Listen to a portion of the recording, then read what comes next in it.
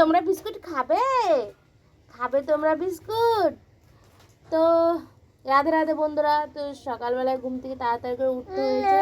এবার যাবো চিনিকে নিয়ে হসপিটালে, যাবো হসপিটালে চেক আপ করতে যাবো। তো চলো ডাক্তার মুখে চাটা খেয়ে নি। মাম্মাম না, মাম্মাম না, মিমিদের বলো, মিমিদের বলো রাধে রাধে, রাধে রাধে করো। তো তুমি যাবো রাধে রাধে করো।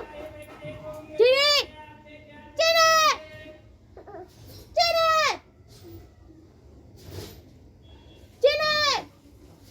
চিনি চিনি বলো রিদার। তো তোমরা তো দেখলে চিনি তো আমাকে অপমান করে চলে গেল। তোমরা আবার আমাকে অপমান করে যেও না। তার মানেটা কি জানো? তার মানেটা হলো ভিডিওটা দেখে গেলে এটা আর অপমানভাবে নেবো না। তো তোমরা আমার ভিডিও দেখো, পুরনো স্মৃতি মনে পড়ে গেল। অনেক দিন আগে, অনেক আগে, অনেক ছোট থাকতে দিদার বাড়ি যেয়ে এইভাবে চায়ের মধ্যে মুড়ি দিয়ে খেতাম। তো আমার তো খুবই খেতে ভালো লাগতো, তাই ঘরে মুড়ি রাখা ছিল আর দুধ চা বানিয়েছি আর তার মধ্যে নিয়ে নিয়েছি মুড়ি। আর এটাকে খেতে যা ভালো লাগছে, তার সাথে সাথে পুরনো স্মৃতি, আহা হা হা। তোমাদের কার কার ভালো লাগে চা দিয়ে মুড়ি খেতে আমার মতন করে, অবশ্যই কমেন্টে জানিও।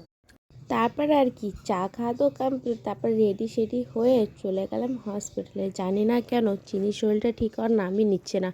হসপিটালের বাড়ি আর ডাক্তার আর বাড়ি করতে হচ্ছে। তো যাই হোক, আজকে ওর চেক আপ ছিল 7টার সময়। তো একবার এসেছিলাম, তারপরে আবার চলে এসেছি। তারপরে এসে দেখো চেক আপ হয়ে গেছে। হয়ে যাওয়ার পরে এখানে কিছু ফুল দেখলো, ও দাঁড়িয়ে পড়লো। তো ওর জন্য আমরাও বসিয়ে পড়লাম।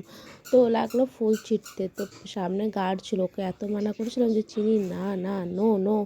ও তো বাবা শুনেই না। ও তো মানে ওর যখন নো হবে ওই টাইমে নো করে দেবে, বাকি টাইম তো ওর মস্তিতে লেগেই থাকবে। তো যাই হোক, সুন্দর সুন্দর ভিডিও ক্লিপ নিলাম। ওর ফুল গাছে হাত দিয়েছিল। তারপর সন্ধ্যের টাইমে চলে এসেছিলাম একটু মন্দিরে, ওকে একটু ঝাড়া লাগানোর জন্য। তো এসে আমাদের ঠাকুরমশাই একটা দারুণ একটা শিক্ষা দিল, জানো কি শিক্ষা দিল? অবশ্যই তোমাদের সাথে শেয়ার করবো যেন আমার উপকারে লাগে, তোমাদেরও যারা যারা আমার ভিডিও দেখছো তোমাদেরও যেন উপকারে লাগে। তো তার জন্য একটা খুব সুন্দর একটা উপায় বলেছে ঠাকুরমশাই। তো সেই উপকারটা আমি তোমাদের অন্য একটা ভিডিও জানাবো। তো দেখতে পাচ্ছ আমারও শরীরটা খারাপ, কারণে ঠান্ডার মধ্যে প্রতিদিন হসপিটালে যাওয়া আসা, বাইরে বেরোনো, তারপরে কাজ, সমস্ত কিছু সামলাতে সামলাতে আমারও শরীরটা খারাপ হয়ে গেছে। তারপরে এখানে বাঁকে বিহারি ছিল, আমার তো জানাই ছিল না।